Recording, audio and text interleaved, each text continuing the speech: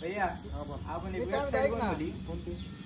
विशेष म्हणजे काय आहे की आपण जे पण प्रोडक्ट घेतो माणसाला तुम्हाला काही प्रोडक्ट घ्यायची पण तुम्हाला माहित नसतं ती कोणत्या दुकानात अवेलेबल आहे कोणत्या दुकानात नाही अवेलेबल सगळीकडे फिरावं लागतं आम्हाला. फिरावं लागतं मग प्लस विचार टाइम विचार. पण खराब होतो Time पण कितीतरी. वेळ जातो.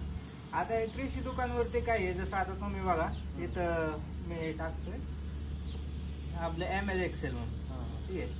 आता एमएज एक्सेल प्रोडक्ट ही तुम्ही बघू शकता Sai agro Sai taste agro Akhilesh agro म्हणजे एजन्सी सगळ्या दुकानांची नाव आली तिथं. सगळ्या दुकानांचे नाव आले त्या दुकानांचे रेट आले कोणत्या दुकानात काय रेट किती आहे रुपयाला भेटतं आपल्याला? हा प्लस आपण मॅपची लोकेशन पण टाकू शकतो ते आणि दुकान कुठे आहे? ज्याचं दुकान सगळ्यात जवळ आहे ना त्याची लोकेशन सगळ्यात आधी आधी येणार सिरियल वाईज येणार. सिरियल वाईज येते हा.